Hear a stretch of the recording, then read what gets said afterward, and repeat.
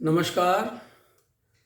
मैं डॉक्टर अशोक त्रिपाठी आपका स्वागत करता हूं अपने channel history culture historiography and research methodology में। मित्रों, जिन लोगों ने मेरे चैनल को सब्सक्राइब नहीं किया है उनसे मेरा निवेदन है, उनसे मेरी अपील है कि वो मेरे चैनल को सब्सक्राइब कर लें, जिससे उन्हें पीसीएस एग्ज़ाम के लिए और दूसरे प्रतियोगी परीक्षाओं के लिए उपयोगी वीडियोस की सूचना निरंतर मिलती रहे। मित्रों, आज फिर हम मध्यकालीन भारत के विषय में ही बातचीत करेंगे और आज की चर्चा के लिए जो विषय हमने चुना है, जो टॉपिक चुना है, वह है औरंगजेब की धार्मिक नीति।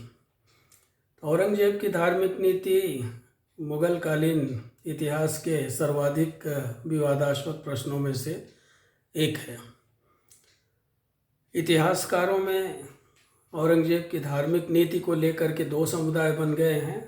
एक समुदाय औरंगजेब को एक धर्मांध बादशाह के रूप में चित्रित करता है, वहीं दूसरा जो समुदाय है इतिहासकारों का, वो औरंगजेब के सारे क्रियाकलापों के पीछे उसकी राजनीतिक आवश्यकता को देखता है। तो हम दोनों मतों की चर्चा साथ साथ करेंगे। जहाँ तक औरंगजेब की धार्मिक नीति का प्रश्न है, इस संबंध में प्रोफेसर जगन्नाथ सरकार और डॉक्टर श्री राम शर्मा, जिन्होंने मुगलों की धार्मिक नीति पे बहुत अच्छी पुस्तक लिखी है, उनका ये मानना है कि औरंगजेब के सारे क्रियाकलाप धर्मांधता से प्रेरित थे और धर्मांधता के वशीभूत हो करके उसने बहुत सारे ऐसे काम किए जिससे कि उसकी जो छवि है वो एक धर्मांध बादशाह की बनी। वहीं दूसरी तरफ डॉक्टर सतीश चंद्र और डॉक्टर जहीरुद्दीन फारूकी जैसे इतिहासकार हैं, जो कि औरंगजेब के सारे क्रियाकलापों के पीछे उसकी राजनीतिक आवश्यकता को अधिक महत्व देते हैं। और उनका ये मानना है कि औरंगजेब वास्तव में धर्मांध नहीं था, बल्कि वो तत्कालीन राजनीतिक परिस्थितियों में इस तरह की बहुत सारी बातें हुई, बहुत सारी घटनाएं घटी, जिनके कारण उसे अपने आप को धर्मांध दिखाना पड़ा। तो अगर हम औरंगजेब की धार्मिक नीति का विश्लेषण करें तो उससे पहले हमें औरंगजेब के बारे में कुछ बातें जान लेनी आवश्यक हैं। अब जैसे औरंगजेब सदैव से ही अगर देखा जाए तो शाहजहाँ के पुत्रों में औरंगजेब शाहजहाँ को उतना प्रिय नहीं था जितना प्रिय कि दारा शिकोह था। दारा शिकोह के प्रति शाहजहाँ का अत्यधिक लगाव था और औरंगजेब को सदैव अगर देखा जाए तो औरंगजेब को सदैव साम्राज्य में आगरा से या राजधानी से हम कह सकते हैं कि दूर दूर ही रखा गया औरंगजेब को। कभी उसे उत्तर पश्चिमी सीमांत प्रदेशों में भेज दिया जाता था, तो कभी मध्य एशिया की विजय के लिए भेज दिया जाता था, कभी उसकी नियुक्ति दक्षिण भारत में कर दी जाती थी। तो इस तरह से निश्चित रूप से इस बात को लेकर के औरंगजेब के मन में कुछ आक्रोश रहा होगा। औरंगजेब के ऊपर बहुत सारे आक्षेप लगाए जाते हैं। अब जैसे सबसे पहले उत्तराधिकार के युद्ध से ही अगर हम देखें तो उत्तराधिकार के युद्ध के बाद जब वो गद्दी पे आया तो गद्दी पे आने के बाद उसने ये देखा कि जो आगरा में जो दरबार की स्थिति थी, वो दरबार की स्थिति उसके पक्ष में नहीं थी, क्योंकि दरबार में ऐसे बहुत सारे लोग थे जो दारा शिकोह के पक्ष में थे और दूसरे शाहजहाँ के पक्ष में थे। क्योंकि दारा शिकोह एक विद्वान के रूप में और एक उदार शाहजादे के रूप में केवल मुसलमानों में ही नहीं बल्कि हिंदुओं में भी बहुत लोकप्रिय था। तो इसलिए औरंगजेब के लिए यह आवश्यक था कि तत्कालीन राजनीति में जो कट्टर मुसलमानों का वर्ग था उनको अपने पक्ष में कर लेना उसे आवश्यक लगा, जिससे कि वो तत्कालीन परिस्थितियों के ऊपर काबू पा सके। तो इसलिए उसने कुछ इस तरह के कार्य किए। अब जैसे उसके ऊपर ये आक्षेप लगाए जाते हैं कि उसने सिक्कों पर कलमा की खुदाई बंद करवा दी, जो इसके प्रारंभिक कार्यों में थे। तो उसमें औरंगजेब का ये कहना था कि चूँकि सिक्के जो है वो पैरों के नीचे रौंदे जाते हैं, तो इसलिए कलमा पाक होता है, तो इसलिए उसने सिक्कों पे कलमा की खुदाई बंद करवा दी। इसी तरह से कहा जाता है कि उसने तुलादान की प्रथा समाप्त कर दी। तुलादान की प्रथा समाप्त करने के पीछे जो आधुनिक इतिहासकार हैं, जैसे डॉक्टर सतीश चंद्र इत्यादि और जहीरुद्दीन फारूकी इत्यादि, वो लोग ये कारण बताते हैं कि शाहजहाँ के समय में इतनी ज़्यादा फिजूल खर्ची हुई थी कि जिसके कारण राज्य का खजाना खाली हो गया था, तो इसलिए इस तरह की जो खर्चीली प्रथाएं थी उनको समाप्त करना आवश्यक हो गया था। इसी तरह से उसके बारे में कहा जाता है कि उसने नवरोज़ के त्यौहार को बंद करा दिया। लेकिन आधुनिक इतिहासकारों का मानना है कि इस तरह की बातें भ्रामक हैं और उसने ऐसा कुछ भी नहीं किया था। संगीत बंद करा दिया था उसने, उसके ऊपर ये भी आक्षेप लगाया जाता है। तो आधुनिक जो इतिहासकार हैं, अब जैसे डॉक्टर श्री राम शर्मा और जगन्नाथ सरकार इत्यादि का मत है कि उसने संगीत को बंद करा दिया था, लेकिन जहीरुद्दीन फारूकी, सतीश चंद्र इत्यादि का ये कहना है कि संगीत बंद कराने का जहाँ तक सवाल है, तो संगीत उसने संभवतः नहीं बंद करवाया था, क्योंकि औरंगजेब के समय में संगीत पे सबसे ज़्यादा पुस्तकें लिखी गई थी। दूसरा तर्क जो देते हैं आधुनिक इतिहासकार, वो ये देते हैं कि स्वयं औरंगजेब को उसके सिक्कों पे वीणा बजाते हुए दिखाया गया है, तो इसलिए ऐसा लगता है कि उसने संगीत नहीं बंद कराया होगा। और एक बात और है कि उस समय जो विदेशी यात्री आए थे उनमें केवल मनुची ने इस तरह की बात कही थी कि संगीत को उसने बंद करा दिया था। बाकी दूसरे जो यात्री वगैरह आए थे उन्होंने कहीं भी इसका उल्लेख नहीं किया है कि उसने संगीत को बंद करा दिया था। अब हम बात करते हैं जजिया कर की। औरंगजेब के बारे में ये कहा जाता है कि उसने जजिया कर लगा दिया फिर से, और जजिया कर जो है वो उसने राजा जसवंत सिंह की मृत्यु के उपरांत 1679 ईस्वी में लगाया, क्योंकि अब उसका कोई विरोध करने वाला नहीं रह गया था। तो इस तरह की बात डॉक्टर श्री राम शर्मा कहते हैं और डॉक्टर जगन्नाथ सरकार भी कहते हैं, लेकिन जहीरुद्दीन फारूकी और सतीश चंद्र इत्यादि का ये मानना है कि वास्तव में जजिया कर जो उसने लगाया 1679 ईस्वी में, तो प्रारंभ में उसने जजिया कर इसलिए नहीं लगाया क्योंकि उसका कार्य चल रहा था, लेकिन राज्य में चारों तरफ विद्रोह प्रारंभ हो चुके थे और विद्रोहों के कारण जगह जगह सेनाएं भेजनी पड़ती थी और उनमें बहुत ज़्यादा धन की आवश्यकता होती थी और जजिया से होने वाली आमदनी काफ़ी अधिक थी, तो इसलिए उसने 1679 ईस्वी में जजिया कर लगाया।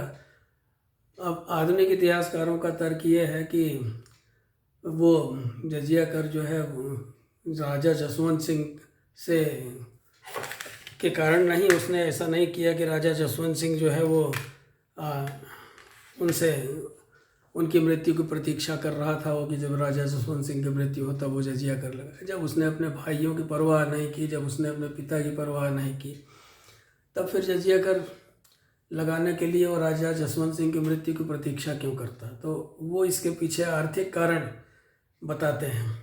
डॉक्टर सतीश चंद्र तो ये कहते हैं कि जजिया कर वास्तव में प्रारंभ में एक सैनिक कर था और आगे चल कर के उसने धार्मिक स्वरूप ग्रहण कर लिया। लेकिन कुछ भी हो, इससे निश्चित रूप से जब जजिया कर अकबर के समय में समाप्त कर दिया था और दोबारा इसको लगाने पर जजिया कर को, तो निश्चित रूप से जो गैर मुसलमान थे उनकी भावनाएं आहत हुई और औरंगजेब के विरुद्ध उनके मन में एक तरह का आक्रोश उत्पन्न हुआ। अब इसी तरह से उसने साम्राज्य में महोत्सवों की नियुक्ति की, जो कि इस बात को पर नज़र रखते थे कि कौन आदमी जो है इस्लाम धर्म का पालन कर रहा है और कौन पालन नहीं कर रहा है। तो इस बात को लेके भी विवाद है, लेकिन इस तरह की बातें पहले भी हुआ करती थी। जनता के आचरण को देखने के लिए पहले भी कई बादशाह वगैरह जो है इस तरह की नियुक्तियां करते थे, लेकिन तो इस तरह ये कोई बहुत बड़ी बात नहीं थी। हाँ, ये उसके ऊपर ज़रूर आरोप लगाया जाता है कि उसने बड़ी संख्या में हिंदुओं को मुसलमान बनाया। तो जहाँ तक हिंदुओं को मुसलमान बनाने का प्रश्न है, तो पहले ये देखा जाता था, अकबर ने जो युद्ध बंदी वगैरह थे उनको मुसलमान बनाए जाने पर पाबंदी लगा दी थी और आगे चल करके ये पाबंदी लगी रही। अकबर के समय में अचानक से बड़ी तेज़ी आई कन्वर्जन में और जो गैर मुसलमान थे उनको मुसलमान बनाया जाने लगा। और इस तरह के उसके ऊपर आक्षेप लगाए।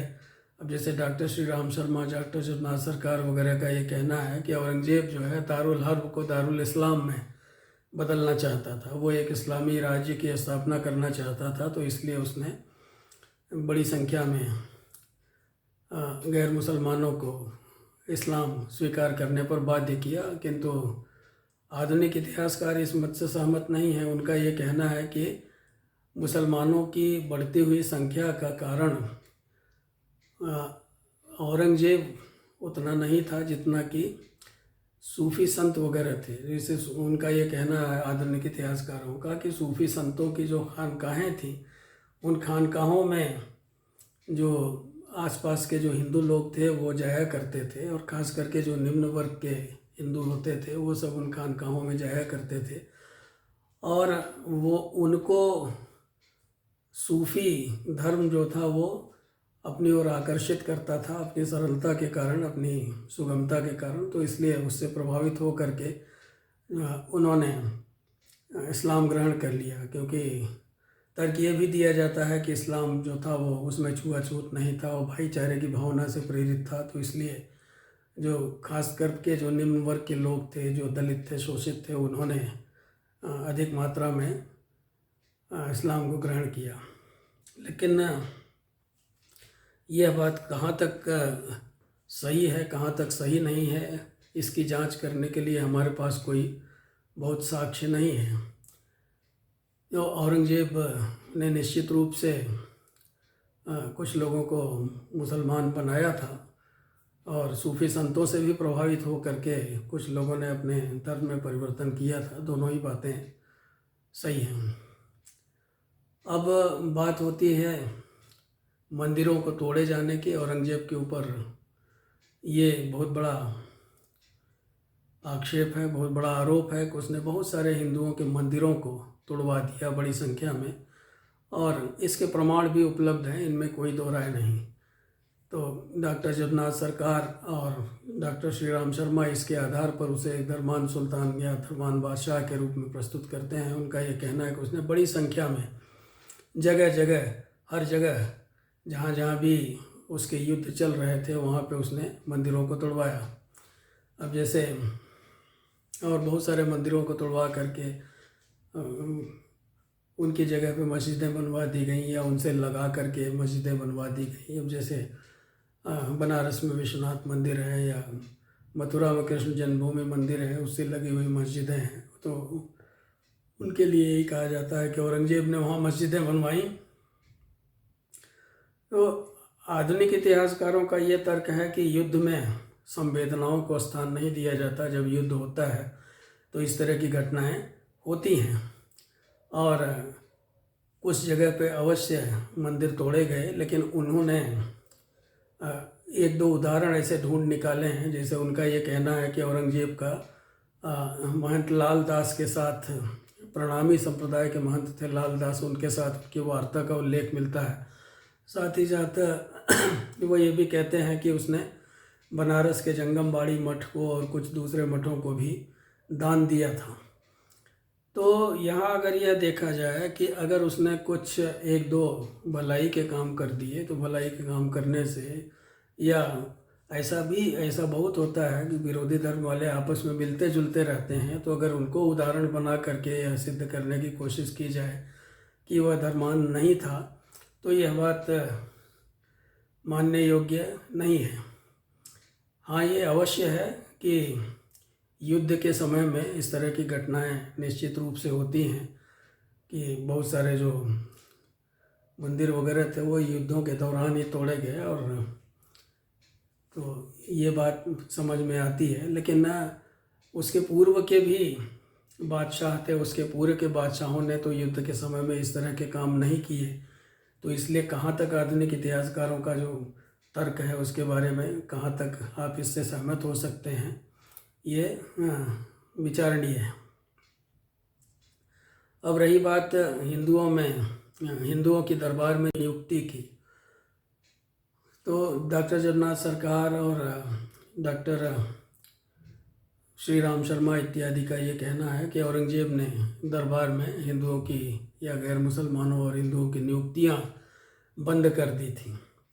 लेकिन आधुनिक काल में अलीगढ़ मुस्लिम विश्वविद्यालय के डॉक्टर अतहर अली ने मुसलमानों और हिंदुओं इत्यादि का प्रतिशत निकाला है, जो हिंदू मनसबदारों का ख़ास तौर पे प्रतिशत निकाला है। तो ये प्रतिशत जो है अगर देखा जाए तो अकबर के समय में जो था वो, और शाहजहाँ के समय में जो था, और औरंगजेब के समय में जो था, उसमें काफ़ी अंतर है।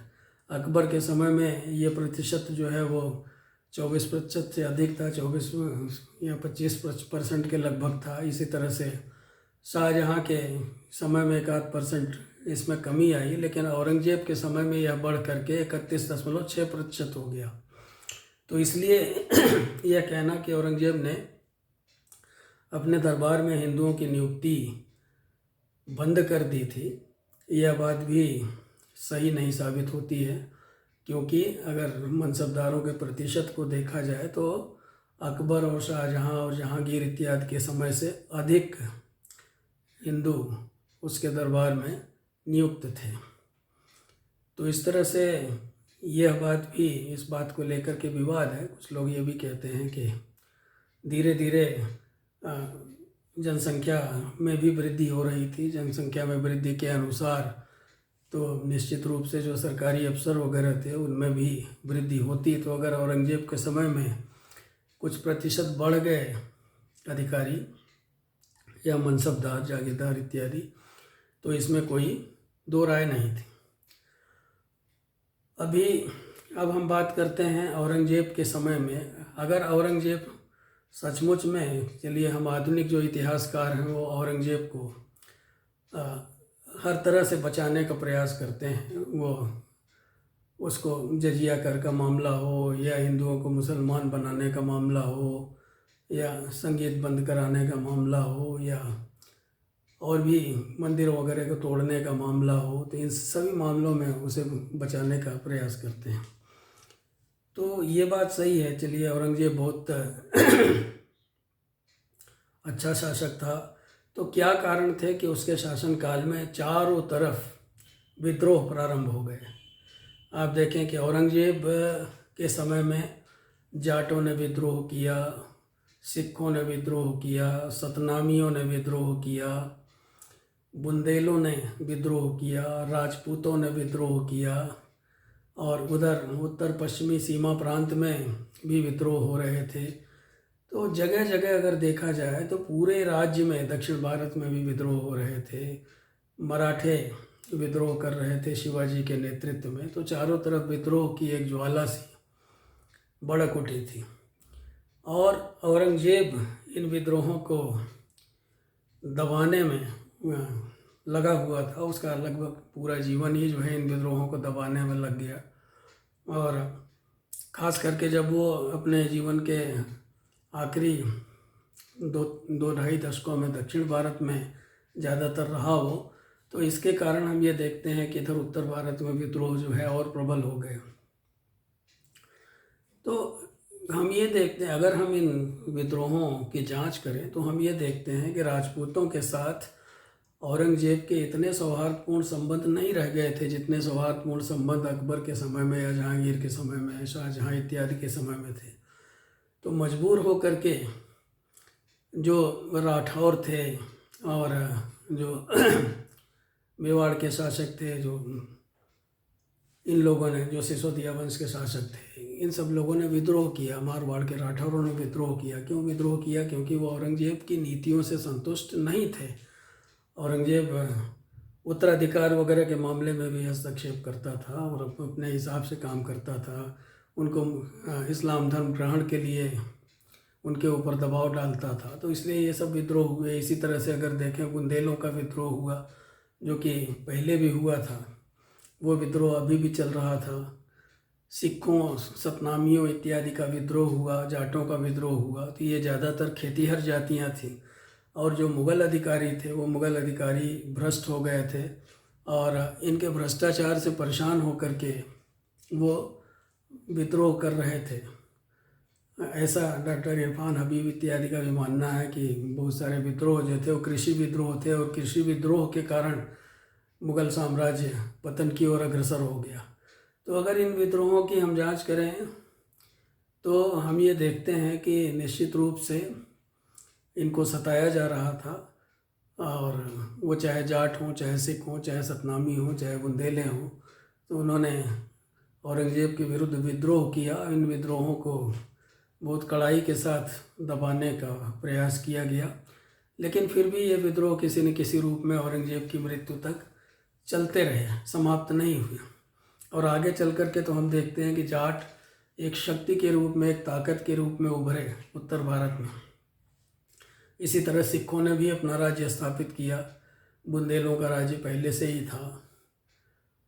तो कहीं न कहीं ये बात अवश्य थी कि जो प्रजा थी वो औरंगजेब से संतुष्ट नहीं थी। तो इसलिए निश्चित रूप से ये सब विद्रोह हो रहे थे। तो इसी तरह से और भी औरंगजेब के जो बहुत सारे कार्य थे वो इस तरह के थे। अब जैसे दक्षिण भारत में जब हो गया तो दक्षिण भारत में उसके ऊपर ये कहा गया कि वहाँ के जो शासक वगैरह थे वो ज़्यादातर शिया धर्म को मानते थे। तो शियाओं को दंड देने के लिए वो उनके राज्य को अपने राज्य में मिला लेना चाहता था। इसके पहले, औरंगजेब के पहले जो भी बादशाह हुए, उन बादशाहों ने दक्षिण के राज्यों को केवल करद राज्य बना दिया, लेकिन औरंगजेब उनको पूरी तरह से नेस्तनाबूद कर देना चाहता था, उनको अपने राज्य में मिला लेना चाहता था। तो इसलिए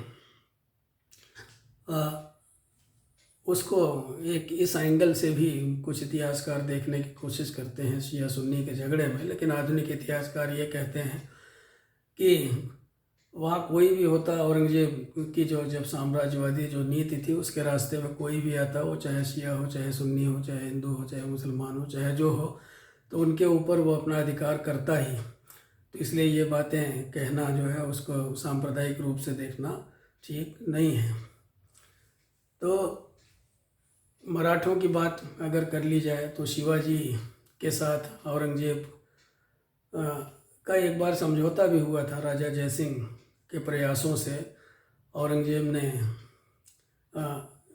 समझौता किया था शिवाजी से। जो पुरंदर की संधि हुई थी उस समय राजा जयसिंह ने ये वादा किया था शिवाजी से कि उनको अच्छी मनसब दिलवाएंगे। और पुरंदर की संधि के अनुसार उन्होंने अपने 35 किलो में से 23 किलो का सरेंडर भी कर दिया था। लेकिन जब वो आगरा में गए तो आगरा में उनके साथ अच्छा व्यवहार नहीं किया गया, उन्हें नज़रबंद कर दिया गया। और नतीजा ये हुआ कि शिवाजी वहाँ से किसी तरह से भाग गए। और भागने के बाद फिर उन्होंने औरंगजेब के खिलाफ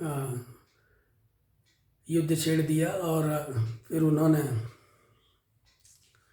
दक्षिण भारतीय राज्यों से बहुत सारे इलाके छीन लिए और उन्होंने एक बड़े मराठा साम्राज्य की स्थापना की। औरंगजेब को हम ये देखते हैं कि शिवाजी से तो वो पार नहीं पा सका, लेकिन शिवाजी की मृत्यु के बाद उनके उत्तराधिकारी, उनके पुत्र को गिरफ्तार कर लिया गया पराजित करके, और बाद में उनकी हत्या करवा दी गई। तो इस तरह से औरंगजेब के लिए एक नए शत्रु, जो कि पहले से ही शत्रु थे, अब मराठे जो है वो और भी उसके शत्रु बन गए और मराठों के साथ भी उसका संघर्ष निरंतर चलता रहा और आगे चल करके मराठों ने जो है मुग़ल साम्राज्य को बहुत क्षति पहुंचाई। जब पेशवाओं का राज्य वगैरह प्रारंभ हुआ तो कई बार वो दिल्ली तक चढ़ाते थे। तो इस तरह से मित्रों अगर देखा जाए तो औरंगज़ेब की सभी नीतियों का, औरंगज़ेब की चाहे वो राजपूत नीति हो, चाहे दक्षिण नीति हो या दूसरी सभी नीतियों का परीक्षण करने पर और जो उसने कार्य किए, जो उसके ऊपर आरोप लगाए जाते हैं, अगर इन आरोपों प्रत्यारोपों को अगर हम पीछे छोड़ दें तो भी हम ये कह सकते हैं कि औरंगज़ेब ने जो भी कदम उठाए वो कदम दुर्भाग्यवश उसकी आशा के अनुरूप सफल नहीं सिद्ध हुए। हो सकता है कि उसकी कुछ राजनीतिक मजबूरियां रही हों लेकिन अगर उसने ठंडे दिमाग से काम किया होता, अगर अकबर की तरह उसकी सोच होती, अगर वो सबको साथ लेकर के चलने का प्रयास करता तो निश्चित रूप से उसको सफलता मिलती। लेकिन दुर्भाग्य से वो ऐसा कर नहीं सका। नतीजा ये हुआ कि धीरे धीरे साम्राज्य में उसके विरुद्ध एक आक्रोश उत्पन्न होता गया, क्योंकि वो जो भी नीतियाँ अपनाता था उसका परिणाम उल्टा ही निकलता था। तो या तो प्रजा उसे नहीं समझ पाई या वो प्रजा को नहीं समझ पाया। लेकिन अगर हम डॉक्टर आर.पी. त्रिपाठी की बात माने तो आर.पी. त्रिपाठी ने अपनी पुस्तक rise and fall of Mughal empire की भूमिका में लिखा है कि Akbar was more loved than feared and Aurangzeb was more feared than loved. Akbar जो था उसकी प्रजा उससे प्यार करती थी, वो उससे डरती नहीं थी, लेकिन औरंगजेब की जो प्रजा थी वो उससे डरती थी और डर के मारे भले उसका सम्मान करे लेकिन वास्तव में उसके हृदय में उसके लिए कोई सम्मान नहीं था। तो इस तरह से हम ये देखते हैं कि औरंगजेब की नीतियाँ उसके लिए सही नहीं साबित हुई और उसकी छवि सदा सदा के लिए इतिहास में एक धर्मांध बादशाह के रूप में दर्ज हो गई। तो मित्रों, उम्मीद है कि आपको ये बहुत ही संक्षिप्त सी वीडियो पसंद आई होगी औरंगजेब की धार्मिक नीति पे। इसमें मैंने आपको धार्मिक नीति से संबंधित विभिन्न मुद्दों को समझाने का प्रयास किया। यदि आपको यह वीडियो पसंद आया हो तो आप मेरे चैनल को लाइक करें, सब्सक्राइब करें और नमस्कार, शुभ रात्रि।